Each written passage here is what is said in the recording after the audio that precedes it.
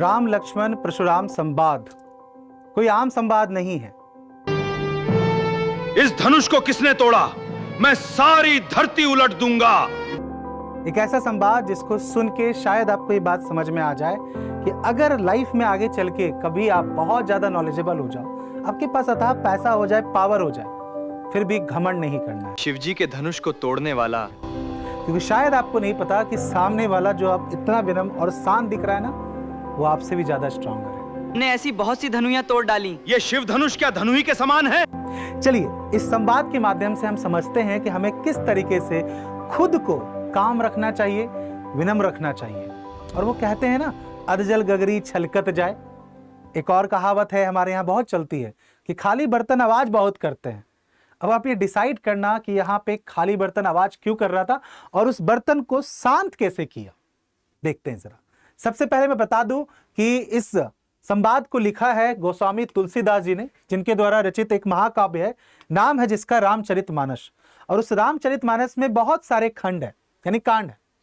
उसमें से एक कांड है बालकांड। बालकांड बेसिकली राम लक्ष्मण जी के बचपन की कहानी है, जो अपने वो गुरु के साथ बिताते हैं, और उस समय की पूरी कहानी वहां पे दर्शाई गई है।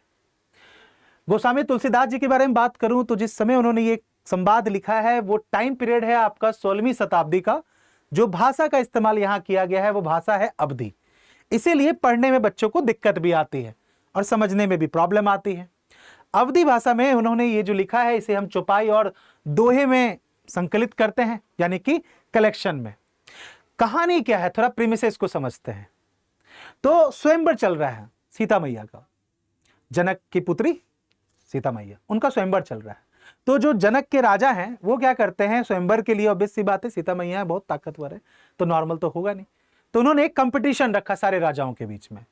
और कंपटीशन बहुत सिंपल है। एक धनुष है जो शिव जी का है, और उस धनुष पे आपको सिर्फ वो बाण चढ़ानी है, बाण नहीं सॉरी, वो धागा चढ़ाना है। धागा अलग है, आपको उस धनुष पे वो धागा चढ़ाना है। जो ये कर पाएगा वो जीत जाएगा। ऐसा क्यों हुआ था, वो आपने शायद रामायण की कहानी सुनी होगी कि एक बार जनक जी ने देखा कि वो ऐसा धनुष है जो शिव जी का धनुष है, जो लोग मतलब उसको कितनी भी ताकत लगाए हिला नहीं सकते हैं। और एक बार घर में सफाई चल रही थी तो सीता जी ने अपने एक हाथ से उस धनुष को उठाया, सफाई की और वापिस रख दिया। तो उन्हें समझ में आ गया कि ये कोई आम लड़की नहीं है, कोई देवी है। तो ऑब्वियस सी बात है उनके लिए उनके बराबर का वर चुनना बहुत ज्यादा जरूरी है। खैर स्वयंवर में वापिस लौटते हैं, सारे राजा महाराजा बैठे हैं और वहां पे राम लक्ष्मण जी अपने गुरु के साथ गए। सबने एक एक करके कोशिश करी, किसी से भी वो धनुष हिला तक नहीं। फिर राम जी आए और उन्होंने उस धनुष को बड़े प्यार से उठाया, और जैसे ही वो रस्सी और धागा चढ़ाने की कोशिश करी वो धनुष मुड़ गया और टूट गया, जो किसी ने नहीं सोचा। अब जैसे ही धनुष टूटा तो वो धनुष था श्री राम जी का, और वो धनुष दिया किसको गया था, परशुराम जी को। परशुराम जी अपना फरसा लेके क्रोध में उस सभा में घुसते हैं और बोलते हैं कि किसकी इतनी हिम्मत जिसने शिव का धनुष तोड़ा। और यहीं पे परशुराम जी और लक्ष्मण जी के बीच में तू मैं होगी। बहुत सरकास्टिक तरीके से, बहुत व्यंग्यात्मक तरीके से लक्ष्मण जी उनके सारे क्रोध का जवाब देंगे, उन्हें और उकसाएंगे। और वहीं पे जो राम जी हैं वो मीडिएटर का रोल करेंगे प्ले, और दोनों को शांत करने की कोशिश करेंगे। चलिए संवाद को जरा समझते हैं। उससे पहले हम जरा श्री राम जी, लक्ष्मण जी और परशुराम जी जो हैं उनके बारे में बात कर ले, उनके स्वभाव के बारे में, किस तरीके से उन्होंने इंटरफेयर किया, किस तरह के संवाद हुए। स्वभाव की बात करें, श्री राम जी का स्वभाव को यहाँ पे मेटाफोरिकली जल से दिखाया गया। जल बहुत विनम्र और शांत होता है और बहुत मर्यादित और धैर्यवान है वो। उनकी शैली की अगर मैं बात करूं, किस तरीके से वो आपको बात कर रहे हैं, तो उनकी शैली बहुत विनम्र और विनयशील है। साथ ही साथ भूमिका की बात करेंगे तो मध्यस्थ यानी मीडिएटर का वो रोल प्ले कर रहे हैं कि अपनी शीतलता से क्रोधित अग्नि को वो शांत कर रहे हैं, यानी परशुराम जी को शांत करने की बात कर। दूसरी तरफ लक्ष्मण जी जो हैं छोटे भाई श्री राम जी के, उनका जो नेचर है वो अग्नि की तरह है, उग्र है, निडर है, बट तार्किक भी है। तार्किक यानी बहुत लॉजिकल डिस्कशन है फैक्ट के साथ।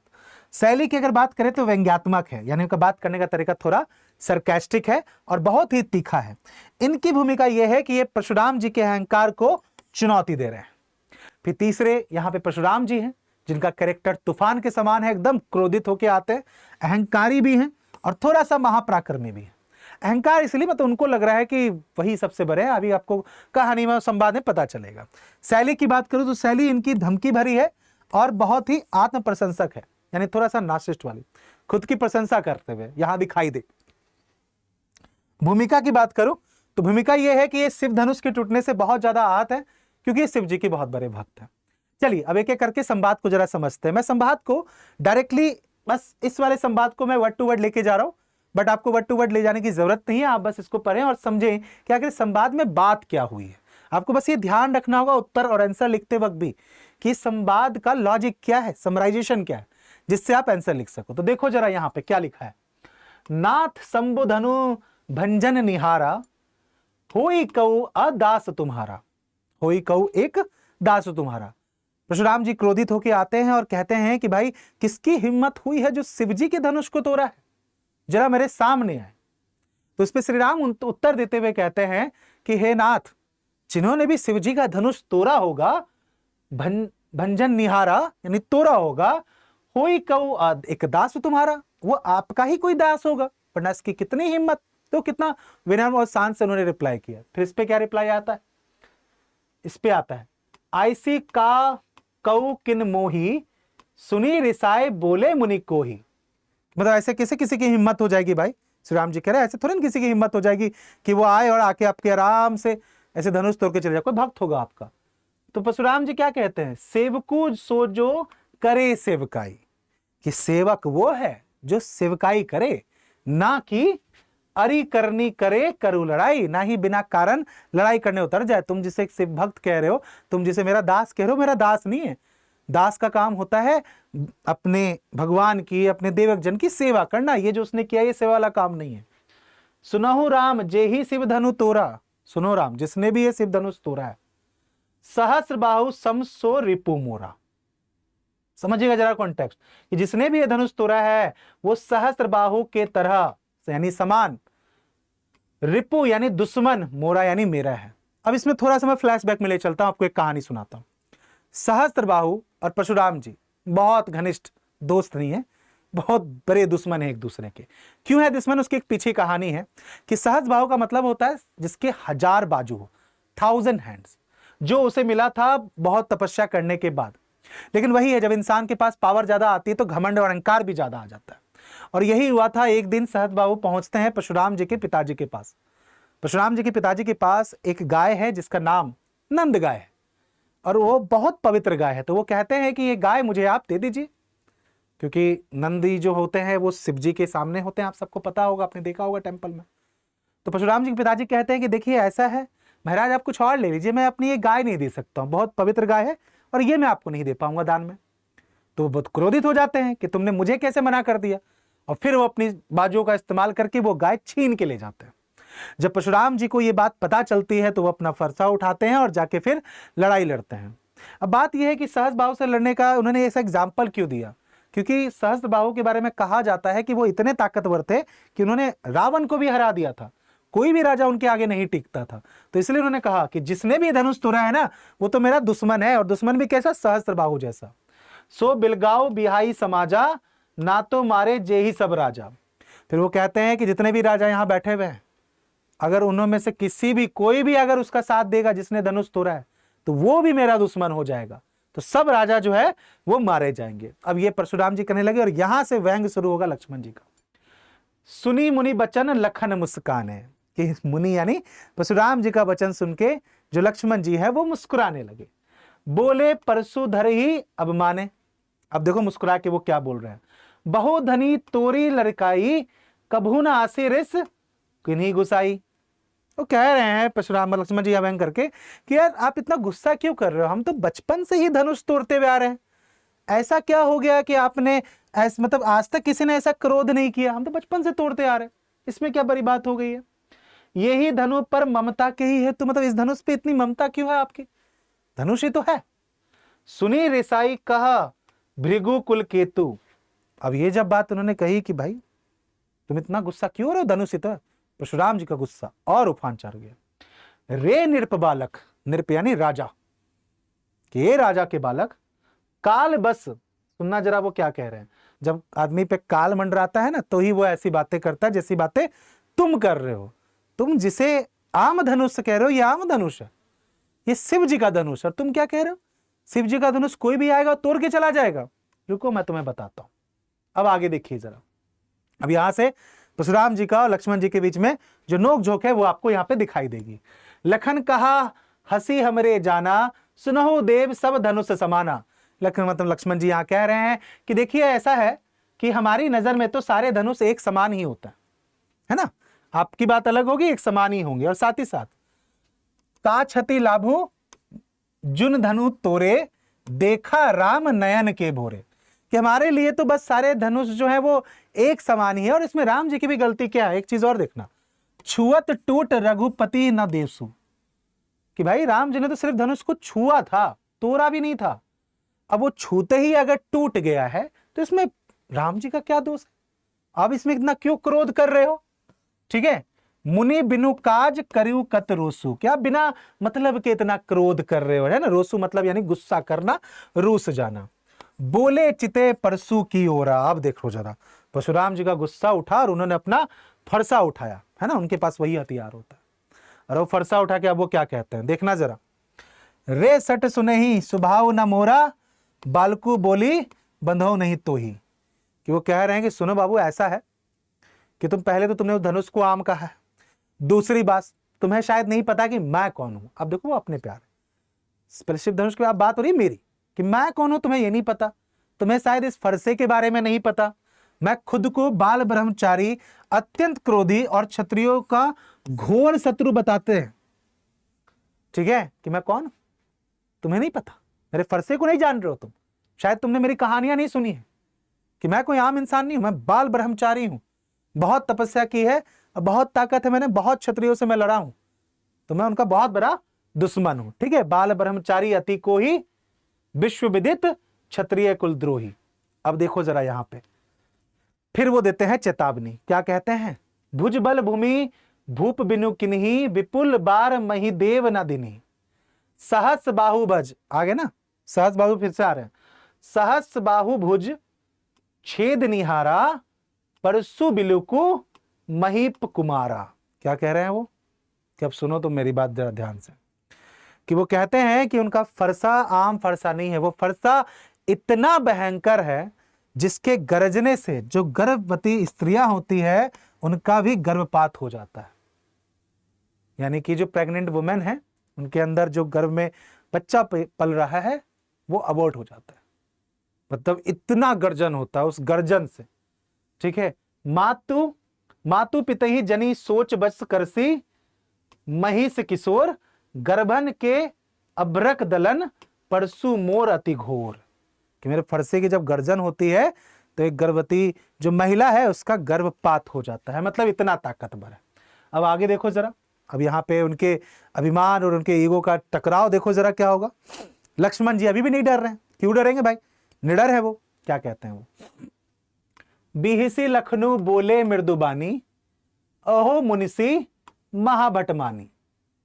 अब लक्ष्मण जी देखो उनको और चिढ़ा रहे, वो कह रहे हैं कि हाँ हाँ हो सकता है कि आपकी फूंक मारने से पहाड़ उड़ जाते हो, है ना, हो सकता, मान लिया भाई आप बहुत ताकतवर है, आपने फूंक मारा और पहाड़ उतर गया, पर हम भी कोई कुंभर बतियो मतलब कमजोर फल, तो हम भी कोई इधर उधर के नहीं है, हम ऐसे हल्के मत लीजिए, नहीं है जो तर्जनी उंगली देखकर मुरझा जाए, मतलब कहीं आप ऐसे सोच रहे हो ना, तर्जनी इसको कहते हैं। ठीक है, तो हम भी कोई ऐसे नहीं है छिटकनी उंगली की तरह कि बस आप सोचे कि हाँ हाँ क्या ही है, और आराम से आपने डराया हमें और हम डर गए आपसे, तो हमें भी हल्के में मत लीजिए। ठीक है, अब देखो जरा यहां पे लक्ष्मण जी उन्हें कहते हैं, मैं कछु कहा सहित अभिमाना, भृगु सुत समझू जऊ बिलोकी जनऊ बिलोकी, जो कछु कहू सहुरीस कोई, सुर महिसुर हरिजन अरुगाई। आगे वो क्या कहते हैं, हमरे कुल, ये लाइन बहुत इंपॉर्टेंट है, जरा ध्यान समझिएगा, हमरे कुल इन पर ना सुराई, बंधे पापू आप कीर्ति हारे, मरतु पा परियो तुम्हारे, कोटि कुलिस संबचनु तुम्हारा, व्यर्थ धरु धनु बाण कुठारा। वो कह रहे हैं कि देखिए ऐसा है कि हमारे रघुकुल की एक मर्यादा है, हमारे कुल में ना देवता हो, ब्राह्मण हो, ईश्वर भक्त हो, या फिर गाय पे हम अपनी वीरता नहीं दिखाते, मतलब उस पर हम अपनी ताकत नहीं दिखाते हैं, इन्हें मारने से हमें पाप लगता है। तो यानी वो कह रहे हैं कि देखिए हम आप पे हथियार नहीं उठाएंगे, मतलब तुम समझ रहे हो कि यार हम कहते हैं छोटे बच्चों को हम लोग नहीं टच करते, छोटे बच्चों से नहीं बुलाते। तो यहाँ पे वो वही कहना चाह रहे हैं कि देखो भाई ऐसा है, आपके पाप बहुत ताकतवर होगा, बट शायद आपको हमारे बारे में नहीं पता, बट हमारे कुल की मर्यादा है जिसकी वजह से हम आपको हानि नहीं पहुंचाएंगे। बहुत बढ़िया। अब ये कठोर बयान, और आपके वचन ही करोड़ों वर्जों के समान कठोर हैं, आपने व्यर्थ ही फरसा और धनुष धारण किया हुआ। देखो एक और व्यंग वो आता है, वो कह रहे हैं कि आपको फरसा धारण करने की जरूरत नहीं है, आपके तो शब्द ही इतने कठोर है ना, वो शब्द ही आपके हथियार बन जाएंगे। आप फारसा हाथ धारण बैठे क्यों, ठीक है, आपको मतलब जरूरत ही नहीं है उसकी, आप सिर्फ वचन बोलो, आप सिर्फ बोलोगे, बोलने भर से आपका काम हो जाएगा। भाई परशुराम जी अब सुनिए जरा, ठीक है। अब यहां पे बीच में इंटरफेयर करते हैं उनके गुरु विश्वामित्र, ठीक है, जो राम लक्ष्मण जी के गुरु हैं, वो इंटरफेयर करते हैं, ठीक है। परशुराम जी फिर विश्वामित्र को चेतावनी देते हैं और कहते हैं उसको, कौशिक सुनो मंद येहु बालकू। कौशिक यानी कि गुरु विश्वामित्र को कह रहे हैं कि सुनो, तुम्हारा जो बच्चा है ना, मंद बुद्धि वाला बालक, लक्ष्मण जी के बारे में, कुटली काल बस निज कुल घालकू, भानु वंश राकेश कलुंका, निपट निरंकुशु अबदू असुका, काल कबलू होई छन माही, कहो पुकारी खोरी मोहिनाई। फिर वो कहते हैं विश्वामित्र को कि सुनो, ऐसा है, परशुराम जी कहते हैं कि तुम्हारा जो ये बालक है ये तो मूर्ख है, काल के वश में है, इसकी बुद्धि तो भ्रष्ट हो गई है, और जो ये सूर्यवंशी कह रहा है खुद को, ये सूर्यवंशी पे तो चंद्रमा के कलंक के समान है ये, ठीक है। और ऐसा है, सुनो, इसको समझा लो। ये जो लाइन आई ना यहां पे, कहो पुकारी खोरी मोहिनोही, कि भाई इसको संभाल लो तुम, फिर ऐसा ना हो कि मैं कुछ करूं और तुम फिर पुकार लगाओगे, बोलोगे छोड़ देने बच जाने लें, तो वो नहीं होने वाला। तो इसीलिए इसको जरा संभाल लो। अब देखो यहां पे लक्ष्मण जी का पलटवार भी आएगा, ठीक है। फिर वो लक्ष्मण जी कहेंगे परशुराम जी को कि सुनिए, देखिए ऐसा है, आप अपने मुंह से अपनी करनी का बखान कर रहे हैं, यदि संतोष नहीं है तो गालियां भी दे लेते हैं।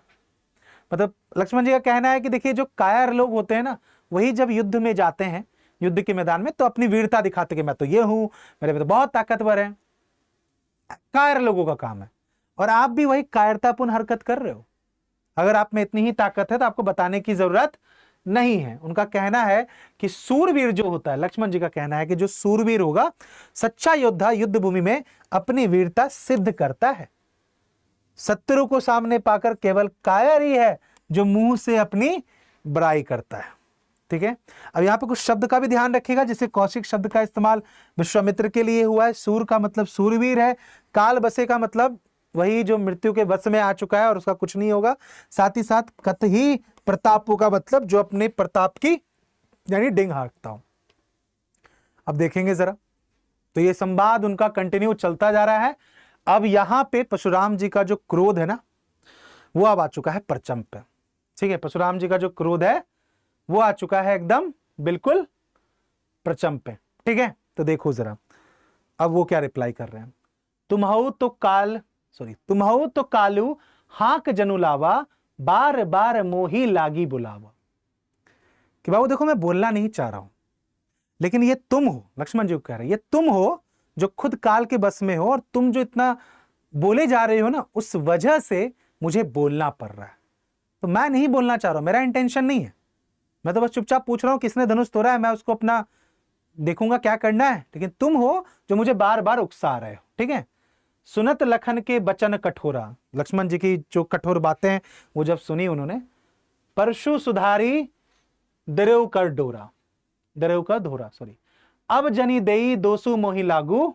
फिर से वही कह रहे हैं, उन्होंने उठा लिया परसा और कहा कि भैया देखो यहाँ पे जितने लोग बैठे हुए हैं, अब मुझे कोई कुछ नहीं कहेगा, मुझ पे बाद में कोई दोष नहीं देगा। मैंने इस मूर्ख बालक को समझाने की कोशिश करी है, बट इसके शब्द जो इसने कठोर शब्दों का इस्तेमाल किया हुआ है, मतलब अब निकल चुकी है, अब बात हाथ से निकल चुकी है। कटु बदी बालकू बदजोगू, बाल बिलो की बहुत में बाचा। बहुत कोशिश करी मैंने इस बच्चे को बचाने की, बट ये बुद्धि भ्रष्ट हो चुकी है इस बालक की, अब इसका कुछ नहीं हो सकता। अब येहू मर निहार में भान साचा, कोशिक कहा क्षमई अपराधु। भैया देखो ऐसा है कि अब इसके अपराध की जो क्षमा को मांगेगा ना, मतलब विश्वामित्र यहाँ पे इंटरफेयर करते हैं और कहते हैं कि देखिए ये बालक बुद्धि है, इसको छोड़ दीजिए, ठीक है। कौशिक कहा क्षमऊ अपराधा, कि हे गुरुदेव इसका जो अपराध है ना उसको माफ कर दीजिए, छोड़ दीजिए, जाने दीजिए, नादान बालक है, इसको जाने दीजिए, है ना। अब देखो, लेकिन विश्वामित्र को तो पता है कि राम और लक्ष्मण जी कौन है, वो तो अच्छे तरीके से जान रहे हैं, उनके यश के बारे में, उनकी ताकत के बारे में वो जान रहे हैं, और वो भी मन मन यहाँ पे मुस्कुराते हैं। विश्वामित्र मन में हंसते हैं कि मुनि परशुराम अज्ञानवश राम लक्ष्मण को मतलब ऐसे, उनको ऐसा लग रहा है कि गन्ने के खेत में होता है ना, जैसे गन्ना उखाड़ के फेंक देंगे, तो उनको लग रहा है राम लक्ष्मण जी को वो ऐसे ही ट्रीट कर रहे हैं, तो वो मन मन मुस्कुरा रहे हैं कि उनको शायद नहीं पता कि जबकि वे लोहे की खांड की तरह हैं, यानी अजय योद्धा हैं, वो गन्ने के उस डंडे की तरह नहीं है कि इसको उखाड़ के आपने फेंक दिया। तो विश्वामित्र भी यहाँ पे परशुराम जी पे मुस्कुराते हैं कि इनको नहीं पता। अब आते हैं आखिरी संवाद पे। ये संवाद बहुत महत्वपूर्ण है एग्जाम पॉइंट ऑफ व्यू से, जिसमें ऋण का ताना और जल रूपी वचन राम जी के बारे में बात आएगी। देखो जा, कहू लखन मुनि सिलु तुम्हारा, को नहीं जान विदित संसारा। मतलब लक्ष्मण जी कहते हैं कि चलिए, हाँ प्रभु ऐसा है, हमने मान लिया, आपको बताने की जरूरत नहीं है, आपके बारे में तो पूरी दुनिया जानती है, आप तो इतने ताकतवर हैं, इतने शौर्यवीर हैं, पूरी दुनिया जान रही है, आपको बताने की जरूरत नहीं है महाराज, है ना, पूरी दुनिया आपका बखान कर रही है। लक्ष्मण जी कहते हैं कि ऐसा है कि हम तो माता पिता ही उरिन भय नीके गुर, सुनिएगा जरा, माता पिता ही उरिन भय नीके गुर रिनु रहा सोचू बरजी के, सो जनु हम रे ही माथे काड़ा, दिन चली गए ब्याज बड़बाड़ा। वो कहते हैं कि लक्ष्मण जी कि ऐसा है कि माता पिता का ऋण तो आपने चुका दिया, अब गुरु का ऋण भारी हो रहा है, ब्याज बढ़ गया होगा, किसी हिसाब करने वाले को जरा बुला लीजिए। सुनिएगा जरा वो क्या कह रहे हैं। वो उनको ना उनकी कैपेसिटी दिखा रहे हैं कि ऐसा है कि आपने अपने माता पिता का ऋण तो उतार दिया, सहस भाव से लड़ाई भी कर लिया, आपने पिताजी का अपमान किया था तो, बट आपका जो गुरु का ऋण है शायद वो बढ़ गया है, ब्याज भी काफी लग गया है, तो जरा किसी को बुला लीजिए, वो हिसाब करना है। अब समझ तो वो क्या कह रहे हैं, वो कह रहे हैं कि मतलब आपने अपने गुरु का ऋण नहीं उतारा है, और गुरु से यहाँ उस शिव को संबोधित नहीं कर रहा है, वो राम के बारे में बात कर रहे हैं, श्री राम के बारे में। देखिए, यह सुनते ही परशुराम जी फरसा उठाते हैं, और जैसे ही फरसा उठाते हैं पूरे सभा में हाहाकार मच जाता है। अब श्री राम जी को समझ में आता है कि भैया अब मुझे इंटरफेयर करने की जरूरत है, वरना अब जो है मामला हाथ से निकलता जा रहा है। तो श्री राम जी यहाँ हस्तक्षेप करते हैं, लक्ष्मण को वो आंखों से इशारा करते हैं और कहते हैं कि बाबू थोड़ा शांत हो, अब हो जाओ, है ना, भ्राताश्री थोड़ा शांत हो जाइए, हो गया, बहुत हो गया, आपने बता दिया जो कुछ था। और फिर श्री राम सामने से आके परशुराम जी को फिर अपने बारे में बताते हैं। ठीक है, ये लास्ट में वही है, लखन उतर आहुति सरसी बिरगु करु, सॉरी, लखन उतर आहुति सरिस भृगु बरकोपु कृषानु, बढ़त देखई जल संवचन बोले रघुकुल भानु। कि वो कहते हैं श्री राम जी लक्ष्मण जी को शांत करते हैं, और फिर शांत करके वो परशुराम जी को फिर अपने बारे में बताते हैं कि वो कौन है, यानी फिर वो अपना असली रूप दिखाते हैं। संवाद यहाँ पे आपका खत्म हो जाता है, लेकिन जैसे ही परशुराम जी जब राम जी को देखते हैं, उन्हें समझ में आता है कि यार मैं कहाँ अज्ञान, मतलब मैं किनसे क्या कह रहा हूँ, ये तो साक्षात भगवान ही है।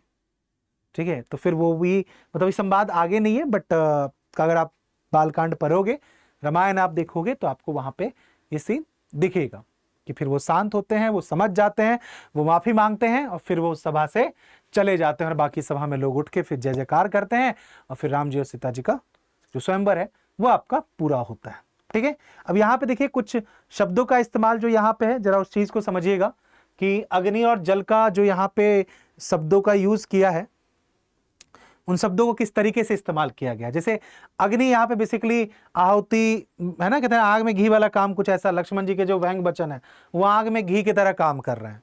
दूसरी तरफ जो परशुराम जी हैं, अब उस घी से, यानी लक्ष्मण जी का जो संवाद है वो उस घी है जो परशुराम के क्रोध यानी अग्नि को और ज्यादा प्रज्वलित कर रहा है। अहंकार और शक्ति गर्भ से जलती हुई उनकी ज्वाला है, लेकिन फिर इसको शांत कौन कर रहा है? जल। और जल कौन है? श्री राम जी का शांत वचन है ना। रघुवंशी सूर्य राम ने लक्ष्मण के विपरीत जाके जल के समान शांत करने वाले वचनों का प्रयोग किया हुआ है। ठीक है, अच्छा, कुछ और चीजें यहां देखेंगे। काव्य सौंदर्य और भाषिक विशेषताओं की अगर मैं बात करूं तो जो रस यहाँ पे यूज किया गया है बहुत इमोशन और मूडी है, यानी मुख्य रूप से वीर रस यहाँ पे इस्तेमाल किया गया है। वीर यानी हीरोइक दिखाना, और दूसरा आपका रुद्र रस है जो परशुराम जी के लिए यूज किया गया है। रस आपका बेसिकली, जिनको नहीं पता, अगर आप व्याकरण पढ़ोगे तो हर काव्य की रचना का एक रस होता है। प्रेम रस है, विरह रस है, रुद्र रस है, वीर रस है। ठीक है, अद्भुत समझ में है। अलंकार की मैं बात करूं, यानी अलंकार बेसिकली शब्दों की सजावट जो यहां पे है, जैसे उपमा अलंकार का काफी इस्तेमाल हुआ है। कोटि कुलिस सम बचनो तुम्हारा, है ना, कि तुम्हारे शब्द जो हैं बहुत ही कठोर हैं, और ऐसे कठोर वचन है कि अज्ञानी आदमी कुछ ऐसा बोल रहा हो। ठीक है, रूपक और अनुप्रास अलंकार का भी बहुत अच्छा इस्तेमाल यहां पे किया गया है। छंद की बात करें तो देखो, पूरा प्रसंग आपकी चौपाई होती है, प्रत्येक चरण में 16 मात्राएं होती है, और जो दोहा है उसमें 13 से 11 मात्राएं छंदों में रचित होती है। खैर वो एग्जाम में आपसे नहीं पूछा जाएगा, एग्जाम में आपसे क्या कहते हैं, सिर्फ जो संवाद है वो चीज आपसे पूछी जाएगी। उम्मीद करता हूं तुम्हें इस अवधी भाषा में लिखा हुआ ये राम लक्ष्मण परशुराम संवाद अच्छा लगा हो। कमेंट करके बताना जरूर कि तुम्हारा कौन से वाला छंद या संवाद है जो तुम्हें बहुत पसंद आया, और अगर तुम परशुराम जी की जगह होते तो तुम क्या करते। समझ में आया क्यों कहते हैं कि जब आपके पास ऐसा लगे ना आपको कि जब भी आपके पास पावर ज्यादा आ गई है, आप बहुत ज्यादा ताकतवर हो चुके हो, तो इस संवाद को पढ़ लेना और समझ में आ जाएगा कि ताकत अपने अहंकार को दिखाने में नहीं है, ताकत खुद को जल के समान शांत रखने में है, विनम्र रहने में। इस चैप्टर का पीडीएफ आपको कमेंट सेक्शन में पिन होगा, आप वहां से ले लेना। मिलते हैं आपसे अगली वीडियो में।